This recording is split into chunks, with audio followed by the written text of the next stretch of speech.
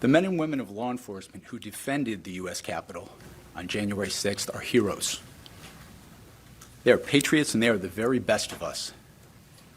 They did not just defend a building or the people sheltering in it. They put their lives on the line to defend who we are as a country and as a people.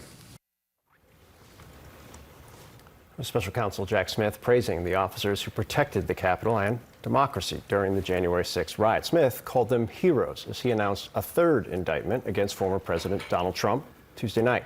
This one over efforts to overturn the 2020 election. The special counsel accused the former president of spreading lies about election fraud and fueling the angry mob that descended on the Capitol. The mob that brutally attacked officers with flagpoles, bear spray, police barricades. According to a government watchdog, Trump's supporters injured more than 100 officers during that attack, and one brave officer lost his life the very next day. Doctors say Officer Brian Sicknick suffered several strokes after hours of protecting the United States Capitol from the angry rioters vowing to overturn the 2020 election. Joining us now are the late officer's mother, Gladys, and his brother, Craig. Thank you very much for being here. Thank you for having us on. I want to start. I'm down in Washington normally. I've seen you guys at the January 6 hearings. You have had a very strong presence in D.C. and had a very big impact in Washington, D.C. This indictment was different, I think, than everything we've seen. What was your reaction to it, Gladys? It made me feel good that something good came out of this, and I want to thank Jack Smith for doing what he did, and also the committee, the January 6th committee, for, if it wasn't for them, this all wouldn't have happened. This would have all been swept under the rug. And so I'm just hoping that it helps with for closure for the police, especially the police officers that were hurt. We've talked a lot about, and we've had you on before, we've talked a lot about not wanting Brian's death to be forgotten and for it to stand for something and all the good that he was in the world. What gets you to that? How do we get there? I don't know. I'm having a hard time. As I said before we came on air, Brian's birthday would have been on last Sunday. His birthday was last Sunday, and he had a hard time, really hard time. Because we're not down there so much anymore, that I think all of a sudden I'm grieving. Grieving just kicked in. I didn't have time before because we were always constantly on the move and doing. Yeah. It was shock. Yeah. Craig, I think you guys are still in contact with a number of Brian's former colleagues. How Capitol Police, the police departments down there, were very rattled afterwards. And I think to your point, grief hits at different times, dealing with it hits at different times. How are they doing, the folks that you still talk to? I can't speak for them per se, but like us, they've had, trying to figure out what happened, why it happened. Of course, it's a loss, and they lost many officers over a relatively short period of time. Brian was the first. A few others passed away from suicides a little later on, and there was a stabbing in the following weeks. They've had a very rough couple of years. I said, as far as where they're going to go long term, I don't know. I know they have. We were at a graduation ceremony for a class a while back, so they've started actually getting people through there again.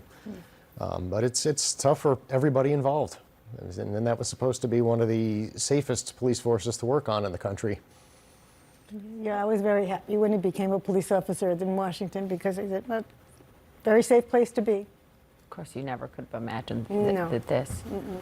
What has the broader impact been on your family? I mean, you talk so importantly about how grief comes when it comes for people at different points over years.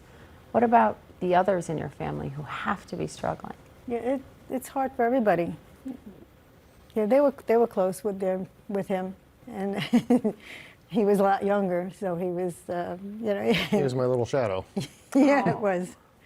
But he never had to yell at the kid, ever, never. Wow. So he was just as good as as handsome as he was. That's how good he was. Wow. As a parent, that's remarkable. Yeah. Well, that was the experimental model. And Can I ask you what you've been through, what you've seen in the wake of this indictment this week? What comes to mind when you think of the fact that the former president is now the clear leading contender to be the Republican nominee to be the president? He could be president again. It's entirely possible. It's very, very scary to me because what really stands out in my mind is that if he becomes president, I hope he doesn't, that he'll pardon all these people that have been behind bars, that belong behind bars, and more that coming behind him that should be in jail. And then he said, you know, what is he going to do? He's going to be in jail and and run the office of the White House from jail? I don't know how this is all going to work. Doesn't make any sense. And how people follow him. I just don't get it. It's frightening how so many people so strongly believe in this demagogue that, you know, you look at anything in his past. I've read books from his niece. I've read books written about people who have served in, you know, in his cabinet and the ancillary end of it. And the man is a sham, and he has been his entire life. And he's an extremely good con artist, apparently. And he keeps the con going. He's had so many people convinced that he's something super special. I mean, why would somebody who claims he's a billionaire have to have, you know, middle class and poorer people pay for his legal bills through his various PACs? It boggles the mind. Well, we will continue to think about your brother, your beloved son, throughout this. And I'm sorry that you're going through so much grief right now. You're on our minds. We appreciate you being here. We appreciate it. Thank you.